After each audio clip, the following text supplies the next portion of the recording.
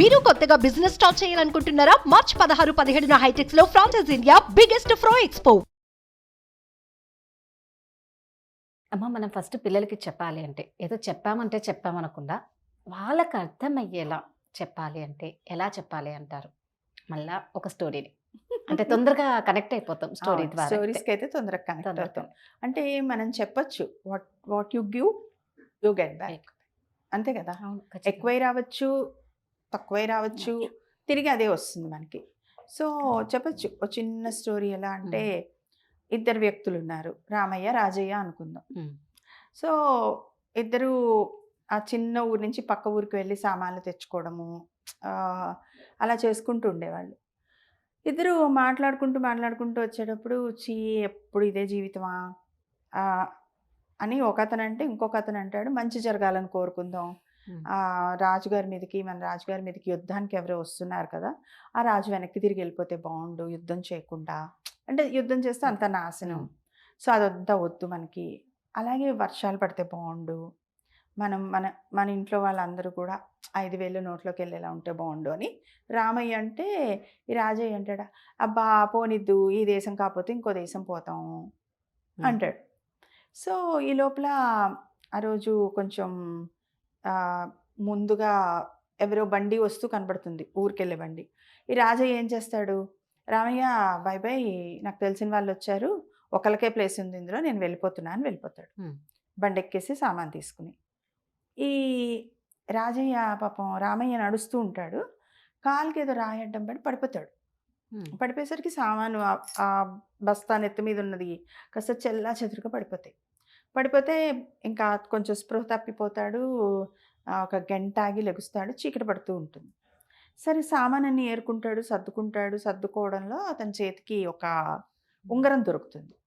సరే ఇది ఎవరిదబ్బా ఉంగరం, ఏదో బాగానే ఉంది, రాగి ఉంగరం ఏదో అని చెప్పి ఆ చేతికి పెట్టుకుంటాడు. పెట్టుకునేటప్పటికి ఆ పెట్టుకున్న వెంటనే ఎదురుకుండా ఒక మంచి భవనం కనబడుతుంది. ఉమ్, ఇదేంటి, ఈ వేలికి గట్టిగా ఉంది, ఈ వేలికి అని తీసేసరికి భవనం మాయమైపోతుంది.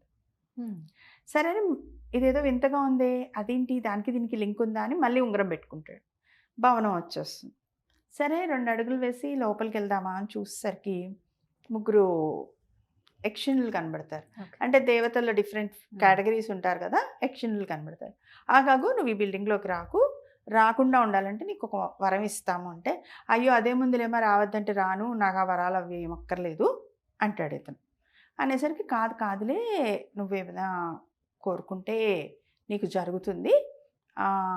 ముగ్గురు ఉన్నాం కదా, ఒకళ్ళ పేరేమో ఉదయ, ఉమ్, ఒకళ్ళ పేరు సంధ్య, ఒకళ్ళ పేరు నిసి. ఉమ్, సో మీకు అర్థమైపోయి ఉంటుంది, పొద్దున మధ్యాహ్నం రాత్రి లాగా, సాయంత్రం లాగా. సో సరే అని చెప్పి, సరే అమ్మా నాకు అవన్నీ మక్కర్లేదులే కానీ పర్వాలేదులే కానీ అని ఇంటికి వెళ్ళిపోతాడు. ఇంటికి వెళ్ళిన తర్వాత మళ్ళీ తనకు ఒక నిమిషం అనిపిస్తుంది రామయ్యకి, అవును పోనీ చెప్పారు కదా ఆ పిల్లలు అమ్మాయిలు ట్రై చేస్తే అని చెప్పి, ఉదయ అని చెప్పి ఒక 9 times ఆ పేరు తలుచుకొని అమ్మాయిని రాజుగారి మీదకి యుద్ధంకి వచ్చే ఆ పొరుగువాడు ఆగిపోతే బాగుండు అనుకుంటాడు. అనుకునేసరికి కాసేపటికి వాళ్ళ భార్య భోజనం పెడుతూ చెప్తుంది, అరే విన్నావా, రాజుగారి మీదకి యుద్ధానికి వచ్చే వాళ్ళకి ఏదో ప్రాబ్లం వచ్చింది, ఆ రాజు ఆగిపోయాడంట. సో వెంటనే ఇతనికి ఆ వరం ఫలించిందనమాట. 2వ వరం అడుగుతాడు, అమ్మాయి సంధ్యాని తలుచుకొని అడుగుతాడు, వర్షాలు బాగా పడాలి, పంటలు బాగా పండాలి. సో చక్కగా వర్షాలు పడిన తర్వాత పంటలు బాగా వచ్చిన తర్వాత అప్పుడు గుర్తొస్తుంది, తలుచుకున్నాను కదా నేను. తర్వాత నిసిని తలుచుకుని, నా ఇంట్లో నా వరకు, నా పిల్లల వరకు అందరం అన్ని పూట్ల భోజనం చేస్తే బాగుండు అనుకుంటాడు. సరే అన్నీ బాగా జరుగుతూ ఉంటాయి. ఓ రోజు ఇద్దరు భార్యాభర్త మాట్లాడుకుంటారు, రామయ్య వాళ్ళ వైఫ్. అప్పుడే ఈ రాజయ్య వైఫ్ వస్తూ ఉంటుంది. ఏంటి అంటే, ఇదిగో ఈ ఉంగరం దొరికింది, ఈ ఉంగరం పూజగుట్లో పెడుతున్నాను, దీనివల్లే వాళ్ళు పరిచయం అయ్యారు, ఇవన్నీ సాధ్యపడ్డాయని నాకు అనిపిస్తోంది అని చెప్తూ ఉంటాడు. అది కాస్త ఈ రాజయ్య భార్య వింటుంది.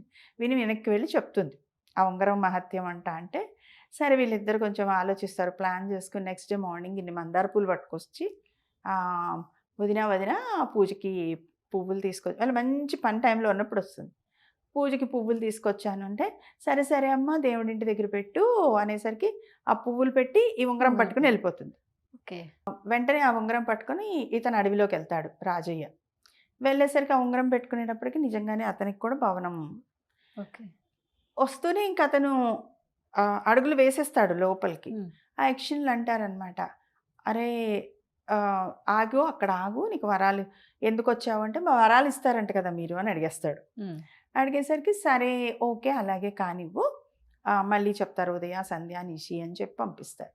సరే ఇతను వస్తాడు, వచ్చి ఉదయ అని చెప్పి తలుచుకొని ఏం చెప్తారు వీళ్ళ అమ్మ భార్య ఇద్దరు, ఒరే పిచ్చివెదవ్వి నువ్వేవేవో కోరేసుకోకు, ముగ్గురం కలిసి ప్లాన్ చేసుకుని కోరుకుందాం అంటారు. అనేసరికి వస్తాడు, వచ్చి ఇంట్లో ఓకే అనేటప్పటికి వాళ్ళ అమ్మ అంటుంది, అమ్మ చాలా రోజుల నుంచి మంచాన పడున్నాను కదా నేను ఆయుర ఆరోగ్యాలతో 100 సంవత్సరాలు బతకాలి అంటుంది.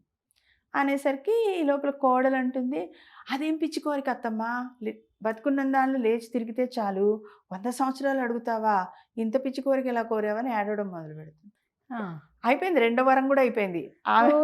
అంటే ఏంటి, బెడ్ మీదే ఉంది 100 సంవత్సరాలు నేను ఇలాగే ఉండాలని అంటే బతకాలి అంటే ఇంకా అలాగే బతకాలని కదా. అంటే ఈమెమంది లేచి తిరిగితే చాలు కదా అంది. అప్పుడు అత్తగారు లేచి తిరగడం మొదలెట్టి. ఓకే. సో 2వ కోరిక అయిపోయింది. ఇంక ఇతనేమో పిచ్చి ముద్దు ఎందుకు ఏడుస్తున్నావే, మా అమ్మ లేచి తిరుగుతోందని ఏడుస్తున్నావా ఏంటి, నువ్వు పిచ్చి మొహంలా ఉన్నావు, ఆ పక్కన రామయ్య ఏమో 5 అంతస్తుల భవనం కడతాడు, నీ మన ఇల్లు ఏమో కొంప కూలిపోయేలా నువ్వు ఏడుస్తున్నావు అంటాడు. సో అనేటప్పటికి నిజంగానే వాళ్ళ ఇల్లు ఊగడం మొదలు పెడుతుంది. సో గబగబా బయటికి పరిగెత్తుకొస్తారు. తీరా చూస్తే వీళ్ళ ఇల్లు పడిపోతుంది, రాజయ్య ఇల్లు, రామయ్య ఇల్లు 5 ఫ్లోర్స్ బిల్డింగ్ వస్తుంది.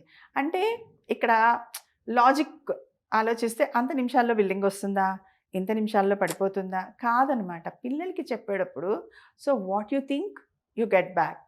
రైట్. ఎదుటి వాళ్ళకి మంచి చేస్తే నీకు కూడా మంచి జరుగుతుంది. అంటే ఇవన్నీ ఈ క్యారెక్టర్స్ని అందులో పెట్టి, దీనిలో స్వార్థం ఉంది, దీనిలో తెలివి తక్కువతనం ఉంది, దీనిలోనేమో ఇంకేదో ఉంది, వచ్చిన అవకాశాన్ని పోగొట్టుకున్నావు, వరాల్ని కూడా ఉపయోగపెట్టుకోలేకపోయాడు.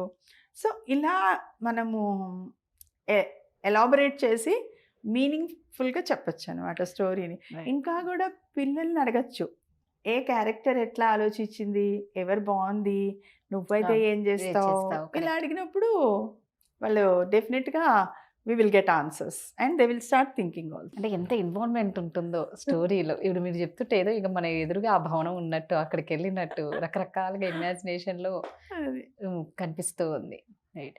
ఒకటి ఏంటంటే మనం ఏది అనుకుంటే అదే, అంటే పాజిటివ్గా ఆలోచిస్తే పాజిటివే జరుగుతుంది, నెగిటివ్గా ఆలోచిస్తే నెగిటివ్. ఎప్పుడైనా ఒకరి చెడు గురించి మనం కోరుకున్నామంటే ఖచ్చితంగా మనకే చెడు జరుగుతుంది అని చాలా మందికి తెలియదేమో అనిపిస్తే. ఆలోచన అంతే, అది రిఫ్లెక్షన్.